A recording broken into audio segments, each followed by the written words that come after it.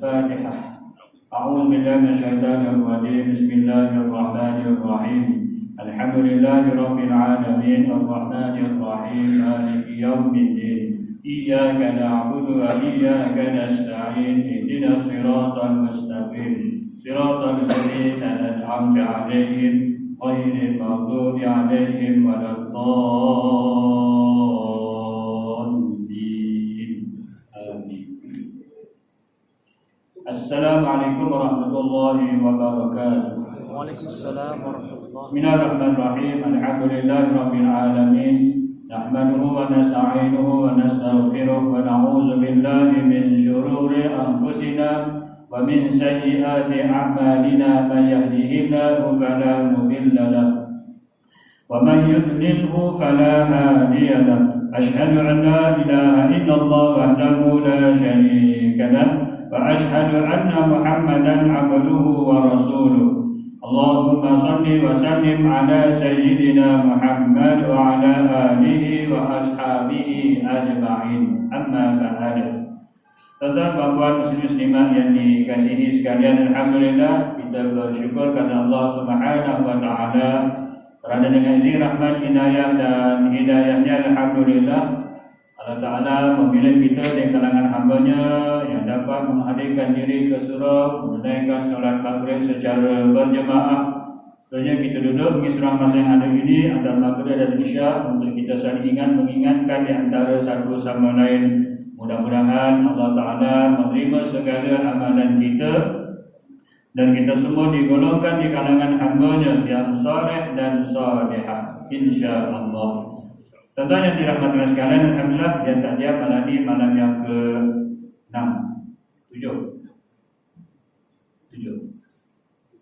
kan? 7 Rajab, malam yang ke-7 lah, 7. Alhamdulillah dah seminggu kita berada di dalam bulan Rajab yang merupakan salah satu bulan yang mulia di sisi Allah Subhanahu wa taala. Mudah-mudahan kita mengambil kesempatan keberadaan kita dalam bulan Rajab ini dengan memperbanyakkan doa mana yang diajarkan oleh Nabi sallallahu alaihi wasallam. Allahumma barik lana fi Rajab wa Sya'ban wa ballighna Ramadan. Ya Allah, berkatilah kami dalam bulan Rajab, dalam bulan Sya'ban, dan sampaikanlah kami ke bulan Ramadan. Kalau kita perhatikan doa ini bukan sekadar kita mohon keberkatan, malah sebenarnya kita juga mohon agar dipanjangkan umur untuk bertemu dengan Ramadan. Jadi ambillah kesempatan dan peluang berada dalam bulan Rajab ini untuk kita pertingkatkan amal soleh kita, amal ibadah kita kepada Allah Subhanahu wa taala. Jangan tunggu masuk Ramadan baru nak buat.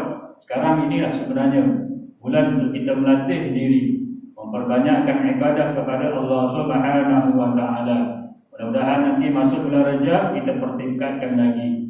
Dan yang lebih penting lagi, mudah-mudahan bila masuk saja bulan Ramadan kita boleh pertingkatkan lagi, dan yang lebih penting lagi ialah kita mampu untuk istiqamah. Mudah-mudahan Allah Ta'ala memberikan kita kekuatan, insya-Allah. Baik, tuan-tuan yang dirahmati sekarang, seperti biasa pengajian kita berkaitan dengan kisah sahabat. Kita masih lagi dalam kisah Sayyidina Ali bin Abi Thalib. Malam ni kita nak lihat kisah berkaitan dengan peristiwa pembunuhan Sayyidina Ali bin Abi Thalib radhiyallahu anhu. Baik, tuan-tuan yang dirahmati Allah sekalian, tentang kisah kesyahidan Sayyidina Ali bin Abi Thalib ini sebenarnya telah pun diceritakan oleh Ibnu Katsir dalam kitabnya Al-Bidayah wa Nihayah, di mana ianya menyebutkan bahawa memang di zaman Sayyidina Ali sebagai khalifah banyak berhadapan dengan berbagai masalah, khususnya golongan yang memberontak. Kalau tuan-tuan masih ingat, sebelum ini saya menceritakan ada dua golongan yang kemudiannya melakukan pemberontakan. Satu dikenali sebagai kumpulan Khawarij, yang pada mulanya merupakan golongan yang menyokong Sayyidina Ali, tetapi banyak perkara yang mereka tidak sependapat ataupun tidak setuju dengan tindakan Sayyidina Ali. Antaranya adalah majlis tahkim. Lalu mereka keluar daripada kumpulan yang menyokong Sayyidina Ali dan menamakan kumpulan mereka dengan Khawarij. Khawarij yang diambil daripada Kharajah, maksudnya yang keluar. Dan satu lagi golongan yang kemudiannya, atau lebih tepat lagi 20 tahun kemudian sesudah kewafatan Sayyidina Ali, yang dikenali sebagai golongan Syiah. Zaman Sayyidina Ali tidak lagi ada istilah Syiah. Yang ada ketika itu mereka disebut sebagai golongan Rafidah, golongan pemberontak, golongan yang melakukan kekacauan dan sebagainya. Baik tuan-tuan yang dirahmati Allah sekalian, jadi golongan Khawarij yang memang mereka itu tidak bersetuju, malah membukut untuk terus melakukan kekacauan. Apatah lagi bila mana kumpulan Sayyidina Ali pernah memerangi kumpulan Khawarij dan menyebabkan ramai orang-orang yang berpahaman Khawarij ini terbunuh. Dibunuh oleh kumpulan yang diketuai oleh Sayyidina Ali bin Abi Thalib. Kerana mereka hendak melakukan kekacauan, pemberontakan, maka Sayyidina Ali mengarahkan pasukannya akan memerangi mereka. Maka ramailah di kalangan golongan Khawarij yang terbunuh. Maka ini menimbulkan rasa dendam di kalangan pengikut Khawarij. Dan mereka telah pun berpakat untuk melakukan pembunuhan ke atas orang-orang yang dianggap oleh mereka adalah sebagai orang yang bertanggungjawab menimbulkan permasalahan. Tuan-tuan yang dirahmati Allah sekalian, di kalangan mereka ada 3 orang, yaitu Abdurrahman bin Muljam, Buraq bin Abdullah, dan Ibnu Bakir At-Tamimi, di mana mereka telah pun berkumpul dan berbincang, dan akhirnya mereka telah bersetuju untuk membunuh, di mana ketiga-tiga ini telah pun berpakat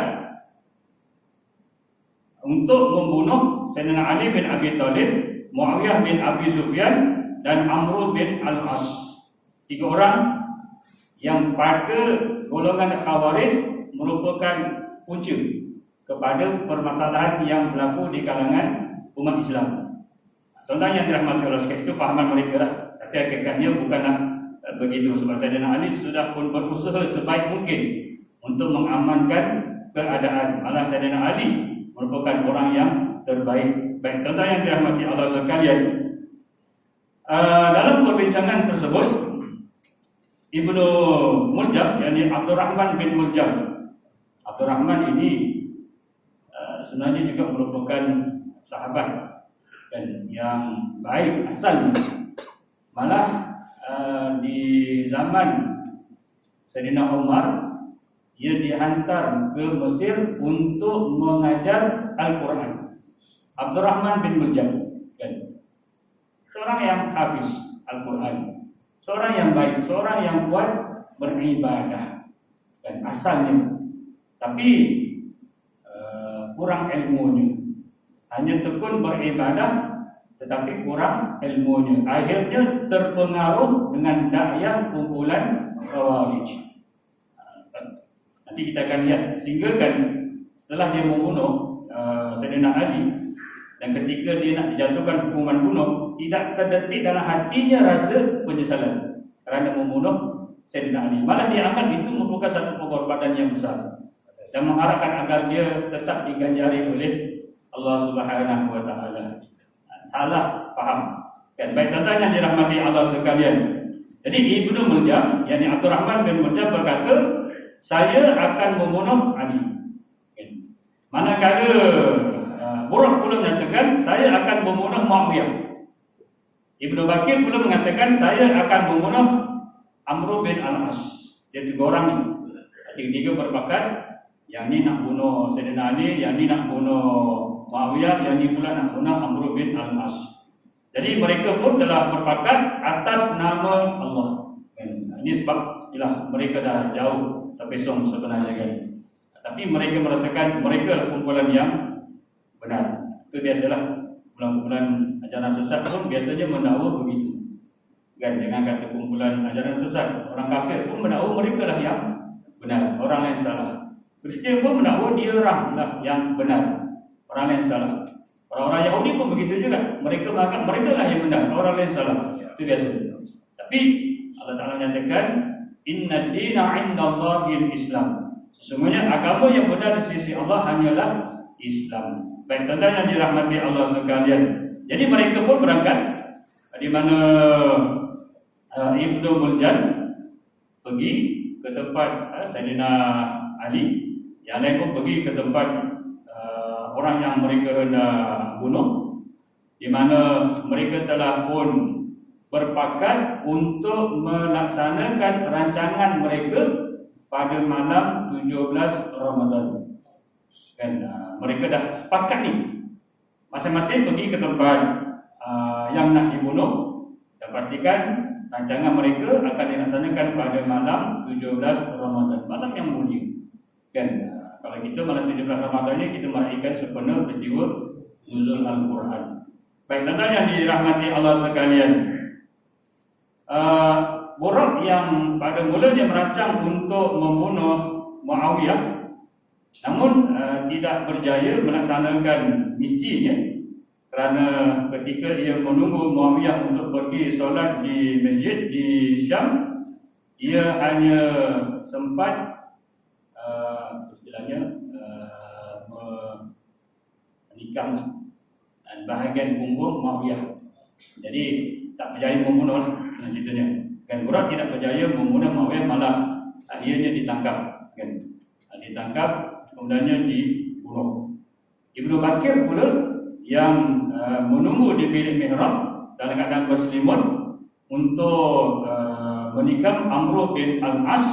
Kebetulan ketika itu Amr bin Al-As sakit. Jadi ianya tidak keluar ke masjid untuk menjadi imam. Tempatnya digantikan oleh sahabatnya yang bernama Khawarijah. Khawarijah lah yang menjadi imam pada pagi itu, menggantikan Amr bin Al-As. Maka ketika Khawarijah mengimamkan, Ibnu Bakir pun mengambil kesempatan terus menikam Khawarijah yang disangkakan itulah Amr bin Al-As. Ini waktu subuh kan. Jadi akhirnya yang terbunuh bukanlah Amr bin Al-As, baiknya sahabat yang bernama Khawarijah tadi. Baik, akhirnya Ibnu Bakir pun ditangkap dan dikenakan hukuman bunuh.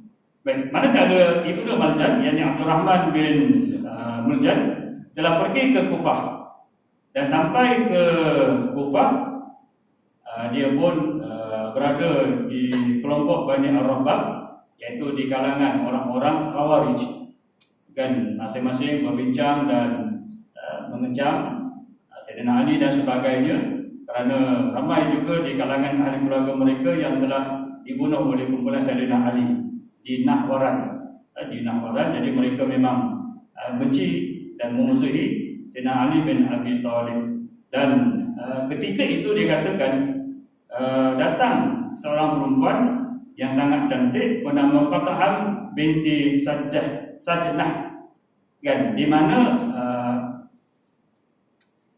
Fatahah ini abangnya, bapanya telah dibunuh oleh kumpulan Sayyidina Ali ketika dalam peperangan di Nahwan. Jadi dia juga berdendam dengan Sayyidina Ali bin Abi Thalib.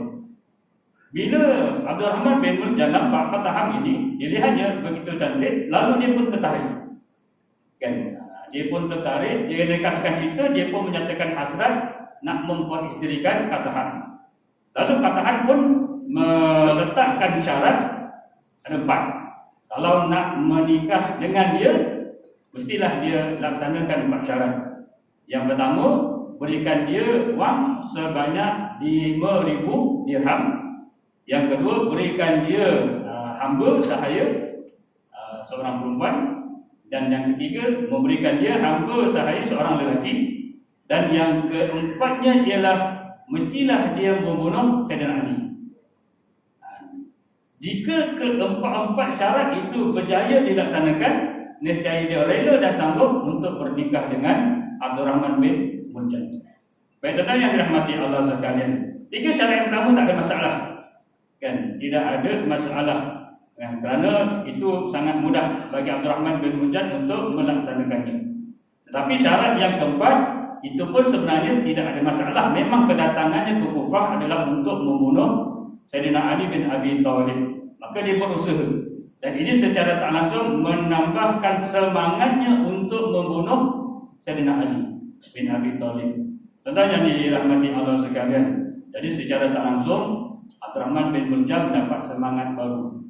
Selain daripada dorongan dalam diri dia yang menyimpan perasaan dendam terhadap Sayyidina Ali, bila sampai ke Kufah, ada juga yang memberikan dorongan. Ini menyebabkan lebih lagi bersemangat untuk dia membunuh Sayyidina Ali bin Abi Thalib. Baik, tuan-tuan yang dirahmati Allah sekalian, dikatakan Abdul Rahman bin Muljam ini telah pun berpakat dengan 2 orang lagi sahabatnya, iaitu Wirdan dan juga Syubaib. Jadi mereka bertiga ni berpakat rancang untuk membunuh Sayyidina Ali bin Abi Thalib pada malam 17 Ramadan. Baik, tuan-tuan yang dirahmati Allah sekalian, mereka pada malam yang ditentukan sudah pun berada di kita kata di tempat yang menjadi kebiasaan Sayyidina Ali akan mengimamkan solat, atau lebih tepat lagi kita kata di mihrab, di bahagian mihrab. Dan di peringkat awal ada yang mengatakan Ibnu Muljam ini memang mengikori Sayyidina Ali daripada luar lagi. Dan 2 orang sudah pun bersedia menunggu di dalam, ataupun lebih tepatnya tadi di kawasan mihrab. Baik, tuan-tuan yang dirahmati Allah sekalian, Sayyidina Ali memang menjadi kebiasaan bila mana masuk ke dalam masjid, oleh kerana ada ramai orang-orang yang tidur di dalam kawasan masjid, maka Sayyidina Ali akan terlebih dahulu memanggil mereka, mengunjukkan mereka, solat, kan. Tuan-tuan boleh membayangkan suasana ketika itu, ada mengatakan waktu subuh, kan. Dan sudah tentu keadaannya agak gelap sedikit. Bukanlah subuh macam di tempat kita hari ini, kita petik je terang benderang, semua boleh nampak. Dulu lampunya agak lampu abu, mungkin minyak tanah, bolehlah, kan. Jadi terang itu dia tidaklah sebagaimana terang lampu kita, kan. Jadi nampak pun sama-sama, dan sebab itu kalau kita imbas balik peristiwa pembunuhan Sayyidina Umar yang dilakukan oleh Abu Lu'lu' pun dilakukan pada waktu subuh, kan, waktu subuh. Kerana ketika itu masih lagi suasananya gelap, jadi dia mengambil kesempatan. Begitulah juga perancangan yang dilakukan oleh Abdul Rahman bin Muljam ini untuk membunuh Sayyidina Ali pun dilakukan pada waktu subuh. Jadi menjadi kebiasaan Sayyidina Ali bila masuk ke masjid, Sayyidina Ali akan mengejutkan jemaah-jemaah yang berada di masjid yang sedang tidur. Solat, dia suruh bangun untuk mengerjakan solat. Baik, tuan-tuan yang dirahmati Allah sekalian, bila Sayyidina Ali nak mengimamkan solat, kan, maka Syubaib, kan, yang memang sudah berada di hadapan, manakala Abdul Rahman bin Muljam berada di belakang Sayyidina Ali, yang berpura-pura untuk solat bersama dengan Sayyidina Ali, maka Syubaib terlebih dahulu dikatakan menetap ataupun menikam, kan, menikam Sayyidina Ali yang ketika itu hendak mengimamkan solat. Baik tuan-tuan yang dirahmati Allah sekalian, dikatakan Syubaib telah menetap di bahagian perut Sayyidina Ali, kan, menyebabkan ketika itu Sayyidina Ali luka sedikit, yang kemudiannya ditambah oleh Abdul Rahman bin Muljam yang menetap di bahagian kepala. Ada yang mengatakan bahagian tepat ni pelipis, kening bahagian kening Sayyidina Ali, dan menyebabkan darah bercucuran sehingga membasahi janggut Sayyidina Ali bin Abi Thalib.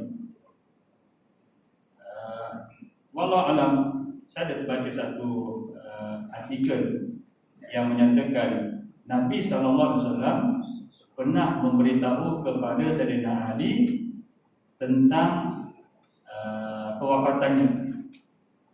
Wallahu alam lah sejauh mana hadis itu benar, sahih atau tidak, kan?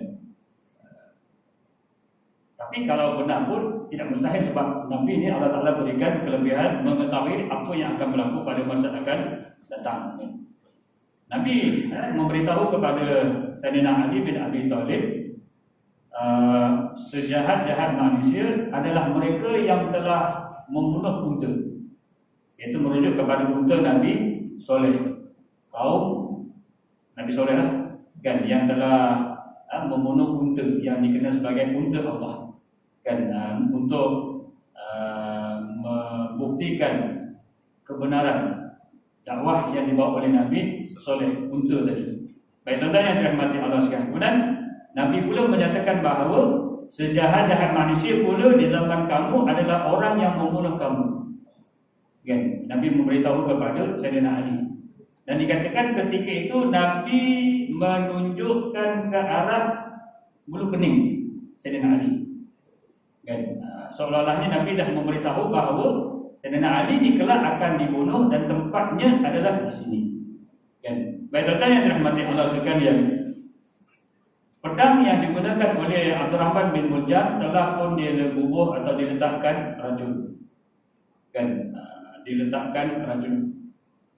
Jadi walaupun nampak kena tu di sini macam tidaklah boleh sangat membunuh, tapi sebab pedang itu telah dibubur racun, dan dikatakan racunnya itu sudah pun masuk dan kena pada bahagian otak Sayyidina Ali bin Abi Thalib, kan, dan menyebabkan ketika itu Sayyidina Ali pada mulanya rebah juga, kan, rebah.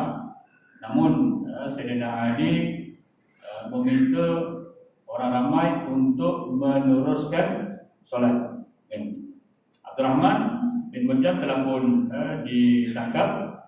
Syubaib tadi yang pada mulanya berjaya melarikan diri, Syubaib tadi yang berjaya melarikan diri, kemudian berjaya juga ditangkap dan dibunuh di situ juga. Manakala Ibnu Muljam ataupun Abdul Rahman bin Muljam dia ditangkap dan kalau istilah kita ditahan. Baik tuan-tuan yang dirahmati Allah sekalian, ada pendapat yang menyatakan ketika selesai solat, kan, Ibnu Muljam yang sudah ditangkap tadi dibawa kepada Sayyidina Ali, kan, dibawa menghadap kepada Sayyidina Ali. Lalu terjadilah apa yang dikatakan perbualan ataupun percakapan antara Sayyidina Ali dan juga Abdul Rahman bin Muljam, di mana saya terlupa sebelum tu, ketika ia tadi istilahnya menetap bahagian kepala Sayyidina Ali, Ibnu Muljam telah pun membaca firman Allah Subhanahu wa taala, ayat Quran di dalam surah Al-Baqarah ayat yang ke-207. Wa minan nasi man yashtari nafsahu ibtigha'a mardatillah wallahu raufun bil ibad. Dan di antara manusia ada yang mengorbankan dirinya untuk mencari keredaan Allah. Dan Allah Maha Penyantun kepada hamba-hambanya. Jadi dia merasakan apa yang dilakukan itu merupakan satu pengorbanan untuk mendapatkan keredaan Allah dengan cara membunuh Sayyidina Ali. Baik, tuan-tuan yang dirahmati Allah sekalian. Jadi bila Ibnu Mujad atau Abdurrahman bin Mujad ini dibawa menghadap kepada Sayyidina Ali bin Abi Thalib, maka Sayyidina Ali bin Abi Thalib pun bertanya, apakah yang mendorongmu untuk berbuat demikian? Sebab Sayyidina Ali sudah sedaya upaya untuk melakukan kebaikan kepada semua orang, termasuklah orang-orang yang memusuhinya. Dan kalau tuan-tuan masih ingat kisah perang Jamal, kan? Kedatangan Aisyah radhiyallahu anha diikuti dengan sahabat. Dan sahabat besar adalah Talha bin Ubaidillah dengan seorang bisa ingat, kan? Tapi walaupun dikatakan Aisyah radhiyallahu anha kalah dalam peperangan Jamal, namun Sayyidina Ali tidaklah menjadikan Aisyah itu sebagai tawanan perang. Malah hartanya juga tidaklah dijadikan sebagai harta rampasan perang. Begitu juga ketika berhadapan dengan Muawiyah, kan? Pada mulanya bukanlah untuk memulakan serangan, hanya sekadar untuk berbincang, menyelesaikan masalah yang berlaku. Tetapi oleh kerana pihak ketiga yang didalangi oleh kumpulan tadi, yang pada ketika itu sudah tentu hanya dikenal sebagai kumpulan Rafidah, mereka mengadu domba kumpulan Sayyidina Ali dengan kumpulan Muawiyah, menyebabkan kedua-dua pihak akhirnya tersalah faham, dan berlakulah peperangan. Maknanya kalau nak ikut, bukanlah Sayyidina Ali yang memulakan peperangan. Sayyidina Ali tetap berusaha untuk berbaik-baik, untuk mencari penyelesaian, untuk berdamai dan sebagainya. Maka sebab itulah Sayyidina Ali sangat bersetuju dengan majlis tahkim, kan? Dengan majlis tahkim. Baik, tuan-tuan yang dirahmati Allah sekalian. Jadi Sayyidina Ali telah pun berusaha untuk melakukan kebaikan kepada semua orang, termasuklah mereka yang memusuhinya. Tapi Abdurrahman bin Muljam menjawab,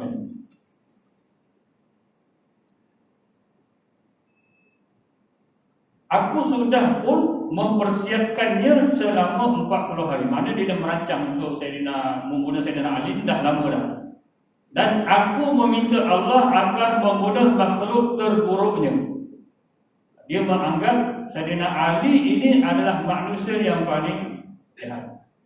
Bagi dia lah, bagi Abdurrahman bin Muljam. Sedangkan Sayyidina Ali ini kan ada keistimewaan-keistimewaannya yang tersendiri. Sepupu Nabi, menantu Nabi, dan banyak lagi lah kelebihan-kelebihan yang ada pada Sayyidina Ali bin Abi Thalib.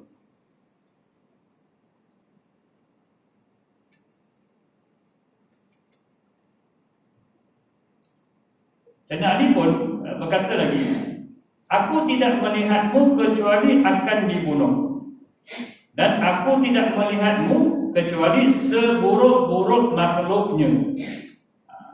Ialah bila Ibnu Muljam menyatakan perbuatannya untuk membunuh Sayyidina Ali itu dianggap sebagai satu pengorbanan yang disukai atau diridai oleh Allah Subhanahu wa taala, maka Sayyidina Ali pun membalaslah bahawa aku tidak melihatmu kecuali akan dibunuh. Ialah sebab dia dah melakukan usaha untuk membunuh Sayyidina Ali, kan? Sudah tentulah balasannya akan dibunuh. Dan orang yang berusaha untuk membunuh Sayyidina Ali itu sudah tentunya akan dianggap sebagai sejahat-jahat manusia. Tuan-tuan yang dirahmati Allah sekalian,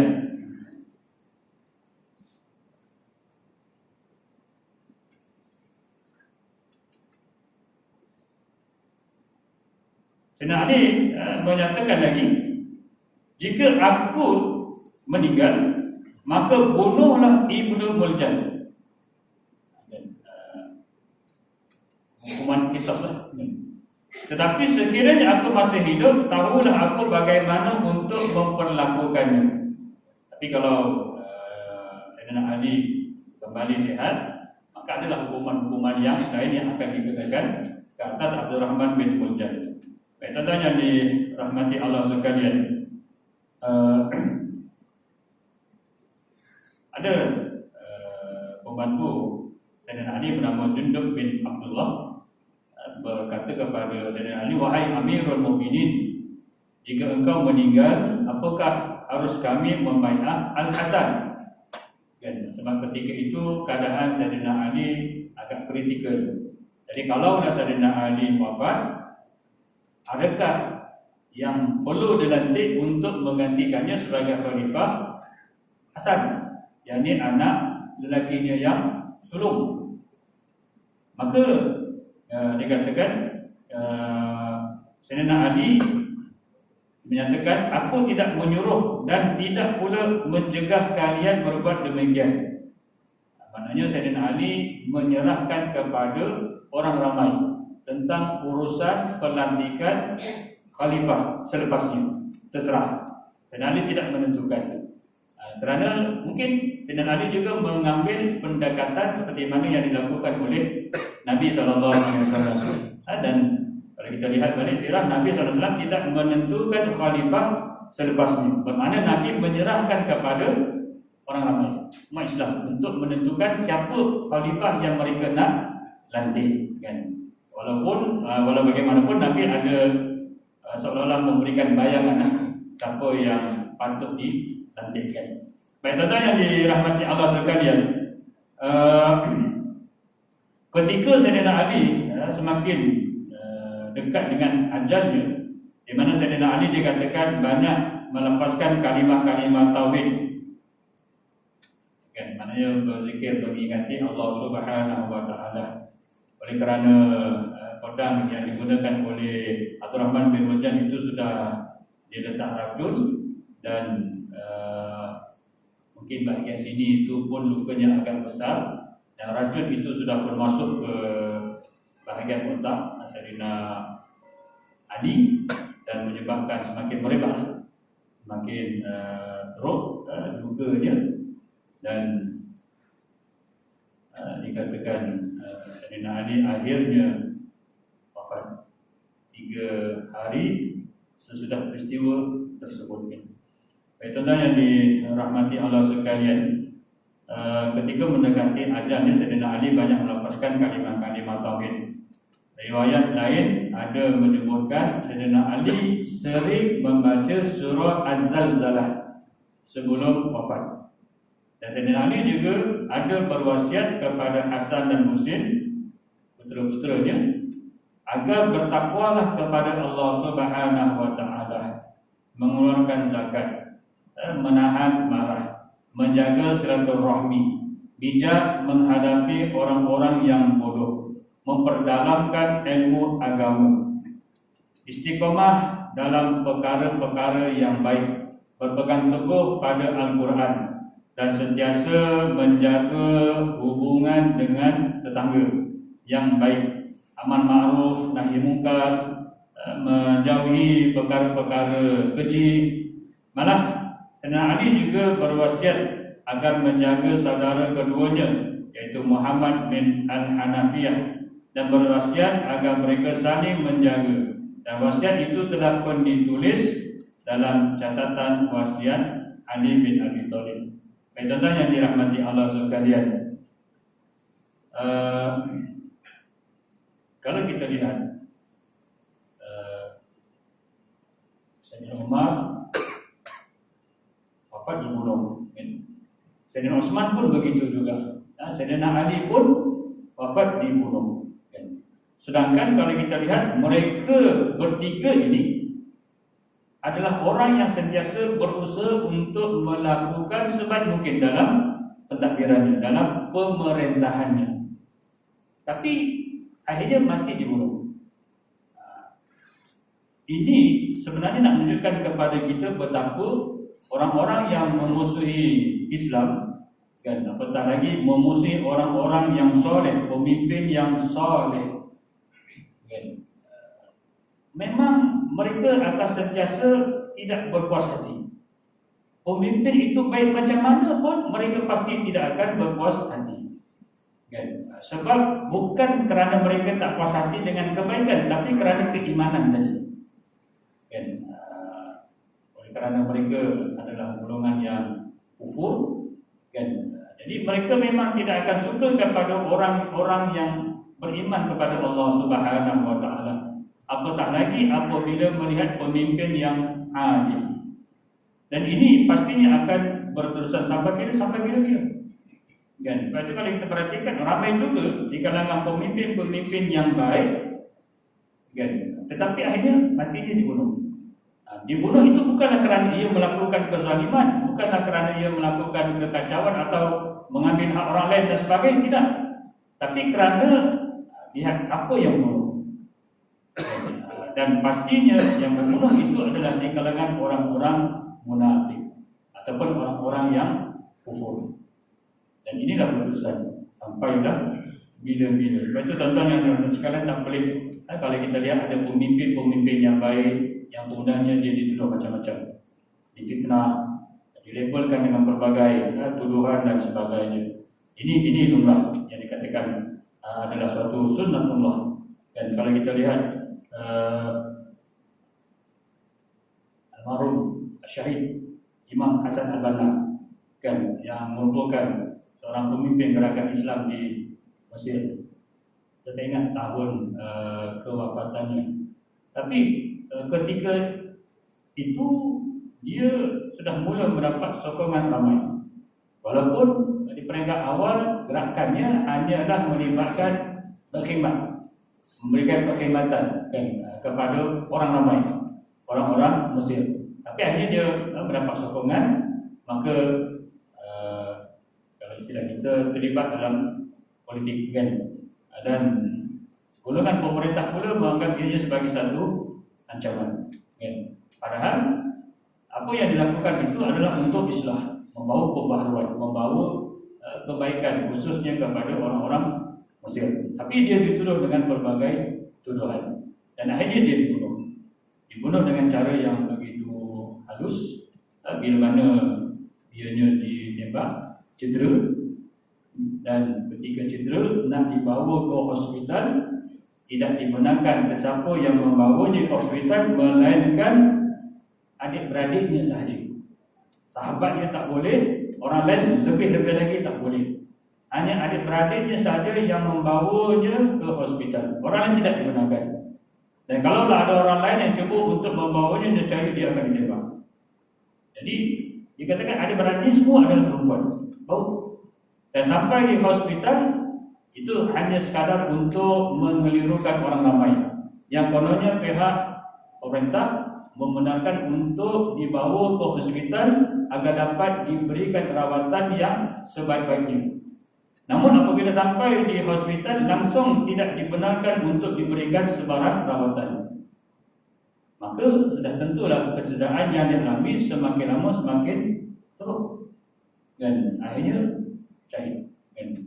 Tentang yang dirahmati sekalian, bila dah meninggal pun tidak dibenarkan mana-mana orang untuk membantu menguruskan jenazahnya. Hanya yang menguruskan adalah di kalangan adik-beradiknya sahaja. Malah ketika nak dibawa ke tanah perkuburan pun tidak dibenarkan orang ramai untuk membantunya. Sampai begitu sekali.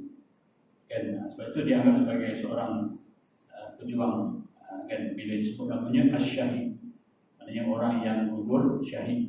Syahid ini sudah tentulah dibunuh oleh orang-orang yang memusuhinya. Baik, tuan-tuan yang dirahmati Allah sekalian, itu kalau kita imbas balik apa yang berlaku kepada Khulafaur Rasyidin, khususnya 3 orang, merupakan satu sunnatullah, dan satu bentuk yang ianya pasti akan berulang sampailah bila-bila, maknanya sampailah kiamat.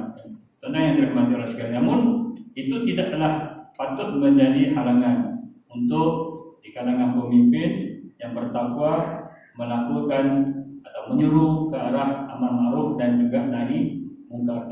Kerana menegakkan keadilan itu adalah suatu perintah daripada Allah Subhanahu wa taala.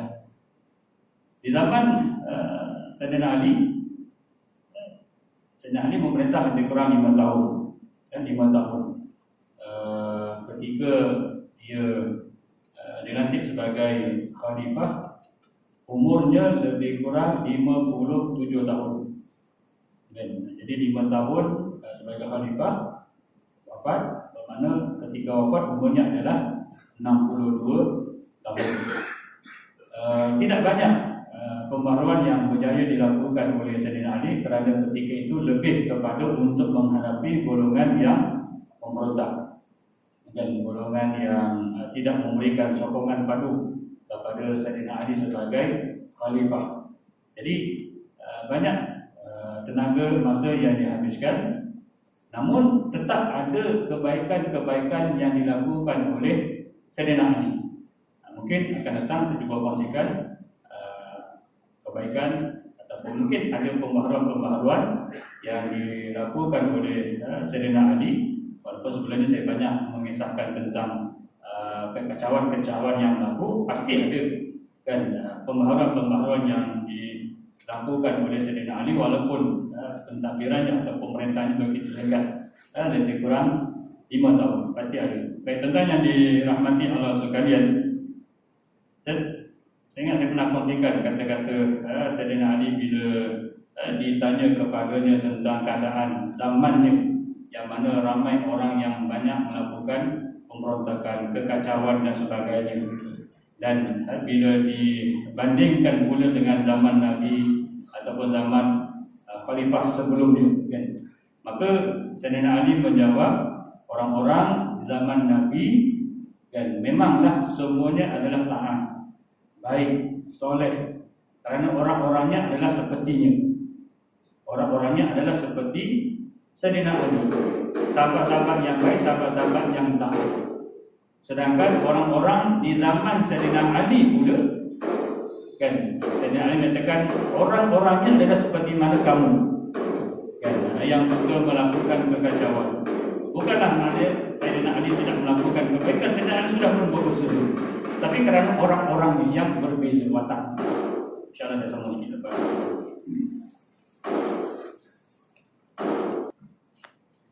Contoh yang dirahmati Allah sekalian, jadi Sayyidina Ali sebagai menjawab perbandingan yang dibuat oleh orang-orang di zamannya, nampak di zaman Nabi orang-orangnya begitu baik. Maka Sayyidina Ali katakan kerana orang-orangnya adalah sepertinya. Seorang-orangnya adalah semuanya orang-orang yang soleh, taat kepada Allah, taat kepada Nabi. Dan tidak ada sebarang permusuhan antara satu sama lain. Mereka sentiasa menjalinkan hubungan ukhuwah sesama sahabatnya. Tapi berbeza dengan keadaan orang-orang yang ada di zaman Sayyidina Ali, yang suka menimbulkan kekacauan, permusuhan, sikit-sikit tak puas hati. Padahal Sayyidina Ali telah melakukan berusaha sebaik-baiknya untuk melakukan keadilan, mendamaikan dan sebagainya, tapi tetap ada yang tidak berpuas hati. Maka bagaimana Sayyidina Ali nak mewujudkan suasana yang aman? Makanya banyaklah berlaku pergaduhan, permusuhan, saling dengki mendengki antara satu sama lain, dan sehingga ada yang asalnya seorang yang baik, macam Abdul Rahman bin Mujam yang saya ceritakan tadi, yang telah membunuh Sayyidina Ali, asalnya seorang yang baik, kan? Tetapi oleh kerana hanya tertumpu dalam soal ibadat semata-mata tanpa berusaha untuk mendalami ilmu agama yang sebenar-benarnya, akhirnya mudah dipengaruhi dengan dakwah-dakwah yang tak baik, yang songsang dan sebagainya, terpengaruh, kan? Jadi nak menunjukkan betapa ilmu itu merupakan perkara yang sangat penting agar ia dapat membezakan mana yang baik, mana yang buruk. Sebab itu Sayyidina Ali sangat menekankan sebenarnya maklumat ataupun pengetahuan. Karena Sayyidina Ali juga merupakan orang yang dianggap sebagai orang yang bijak. Mungkin satu masa nanti saya akan kongsikan semula tentang cerita-cerita kebijaksanaan Sayyidina Ali, khususnya dalam menyelesaikan masalah-masalah yang tidak mampu diselesaikan oleh mana-mana orang, tapi berjaya diselesaikan oleh Sayyidina Ali. Jadi ini nak menunjukkan betapa ilmu pengetahuan itu adalah sangat penting. Tapi bila semata-mata tertumpu kepada soal amal ibadah, bimbang-bimbang dia yang mudah digoda. Karena kalau ingat kisah Bani Israel sebenarnya yang disebut dalam hadis Nabi tentang seorang yang telah membunuh 99 orang. Kan? Bayangkan dah bunuh orang 99 orang. Mungkin bagi kita satu pun dah tak patut, dah kejam dah. Ini bunuh sampai 99 orang. Tapi akhirnya dia terdetik untuk melakukan perubahan, nak bertaubat kepada Allah Subhanahu wa taala. Lalu dia berusaha dan bertanya kepada orang ramai, siapakah orang yang alim untuk dia belajar dan sebagainya. Kebetulan yang ditanya itu orang yang salah. Maka orang itu pun menunjukkan kepada seorang yang abid, seorang yang suka beribadah. Dan bila yang telah membunuh 99 orang ini berjumpa dengan abid yang ditunjukkan, yang dikatakan sebagai orang alim tadi, lalu dia pun bertanya dan berterus terang bahawa dia telah melakukan membunuh orang seramai 99 orang. Adakah kalau ia bertaubat, taubatnya akan diterima oleh Allah Subhanahu wa taala? Maka abid tadi yang lebih menumpukan soal amal ibadah, tapi dalam masa sama adalah jahil, akhirnya telah memberikan pandangan yang salah. Kan? Lalu dia menyatakan bahawa jangankan 99, kalau dah bunuh seorang pun Allah Ta'ala tak akan ampunkan. Dosanya sangat besar. Kan? Menyebabkan yang nak berubah tadi, yang telah membunuh 99 tadi, seolah-olah begitu kecewa. Bila diberitahu begitu, maka akhirnya abid itu pula dibunuh. Cukuplah 100 orang yang dibunuh. Tapi dia tetap tidak berputus asa. Lalu dia bertanya lagi, siapakah orang yang alim untuk dia belajar, untuk dia dapatkan pengajaran dan sebagainya. Maka kebetulan yang ditanya itu adalah orang yang tepat. Maka orang itu pun berkata ada sebulan per sebulan orang alim. Maka dia pun berjumpalah orang alim tersebut. Dan bila diceritakan keadaannya, pada mulanya dia dah membunuh 99, tapi dia jumpa dengan seorang yang mengatakan bahawa taubatnya tidak akan diterima kerana membunuh begitu ramai, maka dia pun bunuh orang, menjadikan dia telah membunuh 100 orang. Tapi orang alim tadi telah memberikan jawapan yang benar. Walaupun kamu membunuh 100 orang, malah lebih daripada itu pun, asalkan kamu bersungguh-sungguh untuk bertaubat, untuk melakukan perubahan, nescaya Allah Ta'ala akan terima. Tapi syaratnya kamu kena berhijrah, kena meninggalkan tempat ini, pergilah ke satu tempat yang jauh dan mulakanlah kehidupan baru di sana. Kerana di sana sudah tentu orang tidak mengenali kamu. Tapi kalau kamu berterusan tinggal di sini, orang dah mengenali kamu. Mungkin kamu sungguh-sungguh nak melakukan kebaikan, tapi orang dah mengenali kamu. Orang akan menampak, orang akan memperlekehkan dan sebagainya. Maka dengan keazaman, semangat yang baru, maka dia pun melakukan hijrah dan nak pergi ke tempat yang jauh untuk bina kehidupan yang baru. Di pertengahan jalan kan dia diseranglah ataupun akhirnya dia dibunuh. Kan bila dia dibunuh, maka datanglah dua orang malaikat. Ini hadis sahih kan. Satu malaikat yang nak membalas kebaikan, satu lagi malaikat yang nak membalas dengan kejahatan. Maka kedua-dua malaikat tadi pun berebut kan, nakkan si mati tadi. Yang seorang nak dibalas dengan kebaikan, seorang lagi nak dibalas dengan kejahatan. Malaikat yang nak membalas kebaikan menyatakan bahawa dia nak buat perubahan, dia dah pun bertaubat, maka dia berhak untuk dibalas dengan kebaikan. Tapi malaikat yang nak membalas kejahatan menyatakan dia tak buat apa-apa lagi, malah dia pun tak sampai lagi ke tempat tersebut, jauh lagi, maka dia berhak untuk dibalas dengan kejahatan dan hukuman yang berat. Maka berlakulah perselisihan antara dua malaikat tadi, dan dikatakan kemudian datang satu lagi malaikat yang menjadi hakim, dan malaikat yang menjadi hakim tadi pun memutuskan, ukurlah mana yang lebih dekat, maka itulah dia berhak kan. Dan bila diukur ternyata tempat dia mati dibunuh ke tempat yang dia nak pergi itu didapati lebih dekat. dan bezanya hanya sejengkal sahaja, maka akhirnya dibalas dengan kebaikan.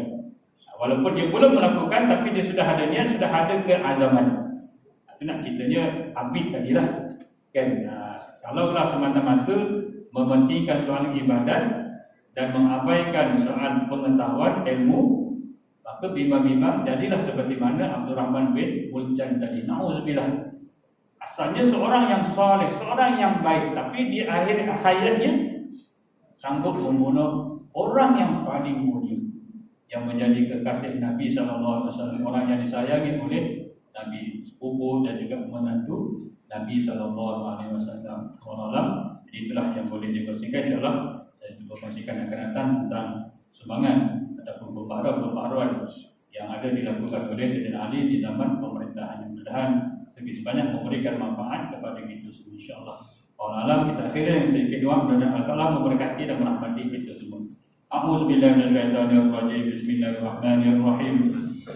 Alhamdulillahi rabbil alamin, wassalatu wassalamu ala asyrafil anbiya'i wal mursalin wa ala alihi wa sahbihi ajma'in. Allahumma ftah alaina futuhal arifin warzuqna fahman nabiyyin bijahi khatamal mursalin. Allahumma faqihna fid din wa 'allimna ta'wil wa hdina siratal mustaqim. Rabbana atina fid dunya hasanah wa fil akhirati hasanah wa qina adzabannar. Wa sallallahu ala sayyidina Muhammadin nabiyil ummi wa ala alihi wa sahbihi wa baraka wa sallam. Walhamdulillahi rabbil alamin. Assalamualaikum warahmatullahi wabarakatuh. Waalaikumsalam warahmatullahi wabarakatuh.